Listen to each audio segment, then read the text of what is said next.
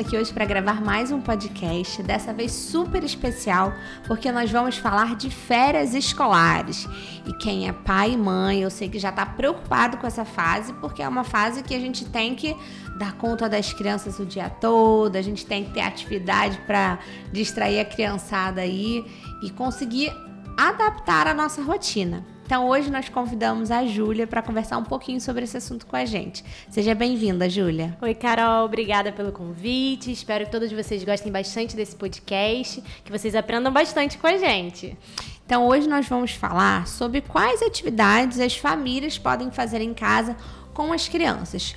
É óbvio que a gente está falando aqui sobre um ambiente terapêutico, onde as crianças tiram férias das escolas, muitas vezes tiram férias do ambiente terapêutico também, porque a família muitas vezes viaja ou quer descansar um pouco mais, ficar em casa, sem ter aquela rotina, né, de compromisso com horários. Então, eu queria que você trouxesse para a gente algumas dicas hoje de algumas atividades que as famílias podem fazer em casa com as crianças durante as férias. Então, o primeiro passo que eu dou dica para os pais é criar uma rotina. Até porque quando a gente não tem algo pré-estabelecido, acaba ficando, esquecido. E se nós estamos falando de um tratamento terapêutico, ele precisa ter essa continuidade. Então, sempre estar atento, Estamos em uma geração que é muito tecnológica. Isso pode ser muito positivo, Mas também tem que tomar um certo cuidado de quanto tempo essa criança vai ter acesso às telas durante as férias. E nesse restante de tempo, o que será feito? Como dar continuidade a esse tratamento terapêutico? Existe muita ansiedade, às vezes, da parte da criança, do adolescente, em relação a ter acesso à TV, ou ao celular, ou ao tablet. E é aquilo, combinado não sai caro. Se você não quer que a criança, durante as férias, tenha uma overdose, de tecnologia, de telas, você tem que combinar exatamente quanto tempo ela pode ficar, se vai ser de manhã, se vai ser de tarde, se vai ser à noite. Acho que quando a gente combina com a criança, tudo fica mais amarradinho, E como você sugere que essa continuidade aconteça em casa? Algo importante é que essa rotina seja prazerosa para essa criança. Até mesmo construir essa rotina juntamente, fazer um quadro colorido com objetos que essa criança gosta. Gosta muito de galinha pintadinha. Então vamos fazer uma rotina com a galinha pintadinha. E é claro, aqui na clínica nós trabalhamos, claro, conversando sempre muito com os responsáveis do que está sendo trabalhado com essa criança. Sempre dando esse feedback de quais são os pontos principais, quais são os objetivos que nós traçamos. Então, para que o pai consiga também trabalhar esses objetivos em casa. Acho que esse é o primeiro ponto da continuidade no processo. E você poderia dar algumas dicas, algumas ideias de atividades que as famílias podem fazer em casa? Sim, com certeza. Claro que varia de caso para caso, Temos crianças que têm mais dificuldade em coordenação motora, então às vezes uma atividade com um pregador é muito legal. Fazer uma bolinha de algodão e a gente tem que pegar com o pregador, a boquinha do jacaré, ou até mesmo coisas bem simples que temos em casa, encher uma bacia de água, botar vários brinquedos e a criança tem que pegar com a concha ali dentro. Trabalha já essa coordenação motora fina e grossa. Se a criança já tem dificuldade um pouco na parte da leitura, vamos ter um momento em família, de ler um livro. Não botar só a criança para ler, O pai, o responsável, também vai estar lendo junto. Olha que legal, vamos inventar uma história. Trabalhando também a parte familiar, essa conexão familiar. E existe muita dúvida dos pais, vai entrar de recesso, tratamento terapêutico, e esse período que a criança vai ficar sem a terapia? Os pais precisam dar continuidade à terapia em casa ou oferecer estímulos para as crianças durante esse processo? Essa é uma ótima pergunta, porque às vezes os pais acham que eles vão dar uma continuidade na terapia, fazer intervenções, mas intervenção é no ambiente clínico, com um terapeuta, com alguém que estudou sobre isso e que é totalmente imparcial àquela criança. É importante que os pais deem continuidade nos estímulos, para que essa criança continue tendo todos esses estímulos, para que não desanime, para que não esqueça algumas coisas. Às vezes nós trabalhamos um mês inteiro para a criança conseguir alcançar um objetivo. Aí ficam uns dias sem terapia e acaba e esqueceu, e agora? Então é importante que esse estímulo tenha continuidade. As intervenções são clínicas, mas o estímulo são todos os dias. E é interessante a gente falar sobre isso, porque se a família ela está bem alinhada com a equipe terapêutica, existe uma conversa, toda a equipe, né, vai estar integrada e a família também vai estar integrada do que está acontecendo. Então a família pode dar continuidade em casa, como por exemplo, está estimulando o desfraude. Então a criança vai ficar sem a fraldinha, vai ficar só de calcinha ou só de cueca, e oferecer várias vezes a criança de ir ao banheiro, fazer todo o processo que já está acontecendo dentro do ambiente terapêutico também em casa, para que durante esse processo de recesso a criança não tenha tantas perdas e volte para o ambiente terapêutico com os mesmos ganhos alcançados. E o momento de férias também é um momento interessante, porque existe a preocupação da criança voltar e ter regredido um pouco, o que a gente vai precisar trabalhar nas seguintes terapias, mas existe também a avaliação de se aquela criança conseguiu dar continuidade a tudo que foi ensinado. E aí a gente percebe que alguns comportamentos eles foram generalizados para o ambiente de casa também. Então, se a criança foi para as férias e voltou com as mesmas habilidades que foram ensinadas, a gente percebe que aquela criança conseguiu atingir alguns objetivos e que não houve uma regressão e que está havendo essa melhora na continuidade do tratamento terapêutico.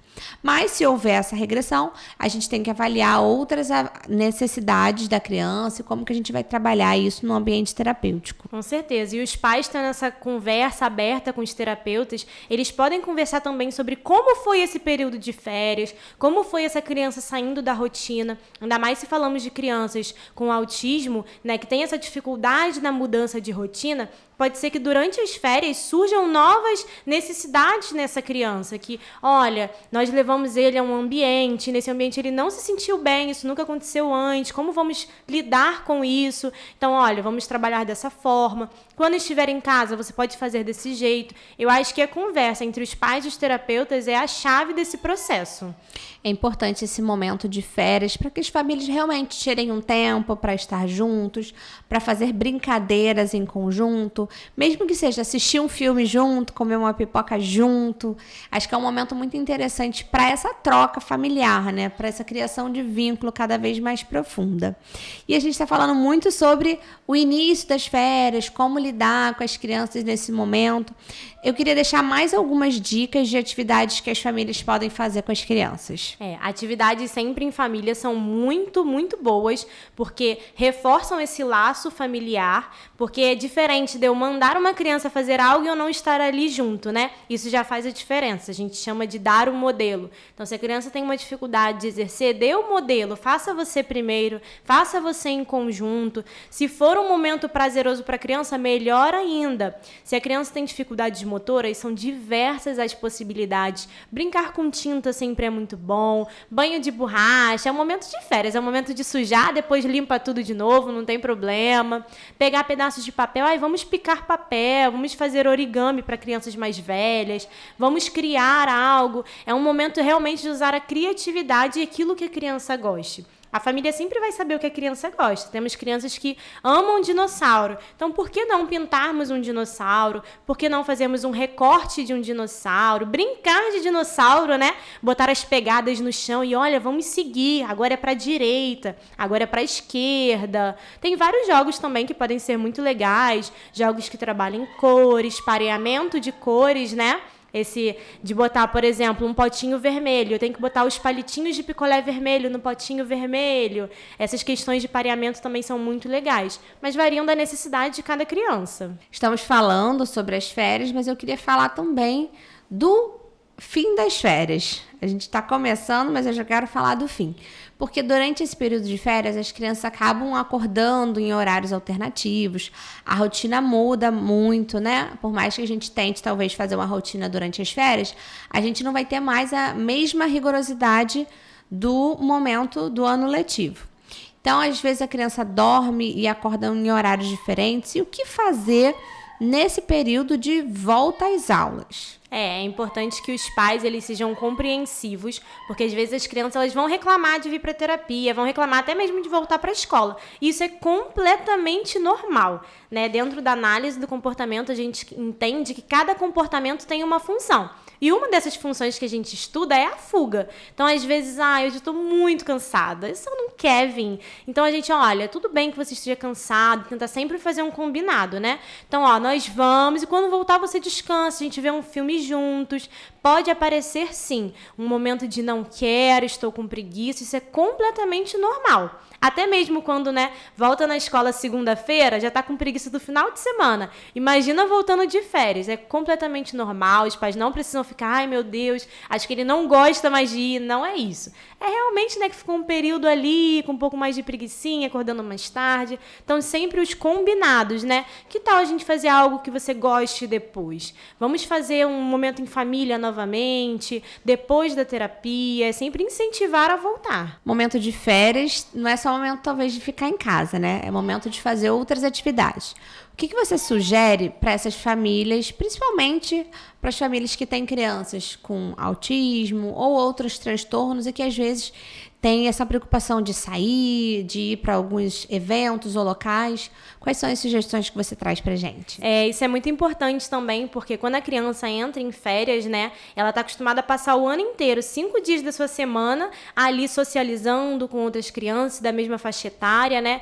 E aí ela entra de férias e dá uma quebra nessa socialização. Ainda mais crianças que têm já dificuldade de socialização. Então, o socializar também é algo que os pais precisam estimular. Levar numa pracinha, levar num parque. E, é claro, conhecer essa criança. Se eu tenho uma criança que tem sensibilidade à areia, que não gosta de muitas pessoas no mesmo ambiente, não gosta da água, eu não vou levar ele para uma praia, por exemplo, para causar um momento de tensão ali para ele, que ele não goste. Vou buscar algo que ele goste e incentivar essa socialização. Até mesmo ir na casa dos primos para poder brincar um pouco, lidar com outras crianças, isso é muito importante, porque às vezes tem criança que tem dificuldade de lidar com outras crianças e é um momento de trabalhar isso também. E hoje existem muitas páginas, muitas redes sociais que dão dicas de atividades com crianças, o que fazer no Rio, atividades para crianças que têm algumas necessidades específicas,